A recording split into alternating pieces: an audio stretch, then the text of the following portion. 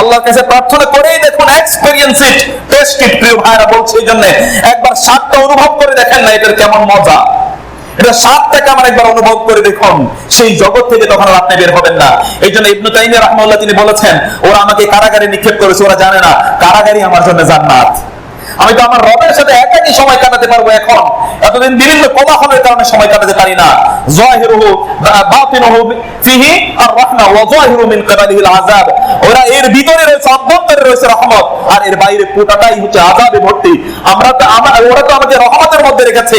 এইজন্য ইবনে তাইমিয়া রাহিমাহুল্লাহ ছাত্র ইবনে কাইয়িম বলেছেন, আমার উস্তাদ আমাকে বলেছেন, ওরা যদি জানতো কারাগারে নিক্ষেপ করে আমাকে কি পরিমাণ প্রশান্তি ওরা দিচ্ছে, তাইলে ওরা আমার বিরুদ্ধে তলোয়ার দিয়ে যুদ্ধ করতো এই প্রশান্তি কেড়ে নেওয়ার জন্য। কিন্তু ওরা তো জানে না আমাদের শান্তি প্রশান্তি তো আমাদের অন্তরের বিষয়।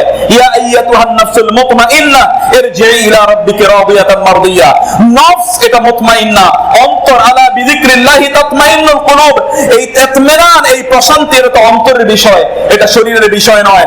আমাদেরকে ওয়েস্টার্ন সিভিলাইজেশন আমাদেরকে শিখিয়েছে যে তোমার শরীর সর্বস্ব জীবন যাপন করতে হবে, শুধুমাত্র মুখে বিভিন্ন ধরনের কসমেটিক্স ব্যবহার করো, শরীরকে সুস্থ রাখার জন্য ব্যায়াম ইত্যাকার বিভিন্ন জিনিস করো, কিন্তু আত্মা এর মধ্যে পৌঁছে ওইখান থেকে দুর্গন্ধ বের হচ্ছে।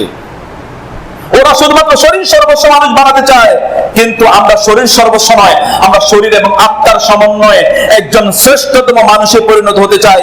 রাসূল সাল্লাল্লাহু আলাইহি ওয়াসাল্লাম বলেছেন, আল মুমিনুল কাওয়্যু খায়রু ওয়া আহাব্বু ইলাল্লাহ মিনাল মুমিন আদ-দাঈফ। শারীরিকভাবে দুর্বল একজন মুমিনের চেয়ে শারীরিকভাবে শক্তিশালী একজন মুমিন আল্লাহর কাছে অনেক অনেক বেশি প্রিয়। শারীরিকভাবে শক্তিশালী হতে হবে, কিন্তু আপনার আত্মাকেও বাঁচিয়ে রাখতে হবে। আমাদের আত্মার মাধ্যমে আমরা প্রশান্তি অনুভব করি। সেই জন্য মুসলিমরা তারা কোনোদিনই হতাশায় তারা লিপ্ত হয় না। আত্মহত্যা, মুসলমানদের মাঝে আত্মহত্যার প্রবণতাই তৈরি হয় না। যখনই সে ইসলাম থেকে খারিজ হয়ে যায়, ইসলাম যখন সে না বুঝে, তখনই তার মধ্যে ওই জাতীয় প্রবণতা তৈরি হয়।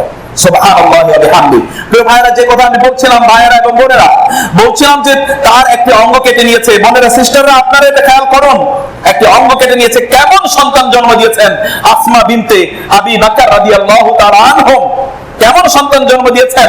তার ছেলে, আরেক ছেলে আব্দুল্লাহ ইবনে জুবায়ের, যখন আপনারা জানেন ওইদিকে হাজ্জাজ ইবনে ইউসুফের এবং ওই সময় যখন তার বিরুদ্ধে যুদ্ধ করে আব্দুল্লাহ ইবনে জুবায়ের রাদিয়াল্লাহু তাআলা আনহু, তাকে হত্যা করা হবে, তাকে তার ফাঁসি কাস্টে থেকে ঝুলানো হবে, তার লাশ ঠিক কয়েকদিন পর্যন্ত মক্কায় ঝুলিয়ে রাখা হয়েছিল।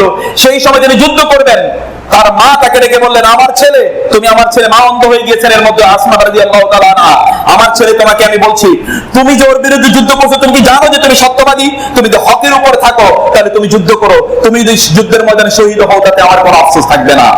আর আমার সন্তান, তোমাকে বলছি, যদি তুমি জানো যে তুমি মিথ্যার উপরে আছো, তাহলে একটা ভারত তুমি যুদ্ধের জন্য এগিয়ে যাবে না, কারণ তখন তোমার জন্য এটা হবে আত্মহত্যা, এবং তোমার পক্ষে যারা যুদ্ধ করবে এরাও তখন আত্মহত্যার দায়ী হবে। কেমন মায়েরা, এই মায়েদের গর্ভে কেমন সন্তান জন্মায় দেখেন।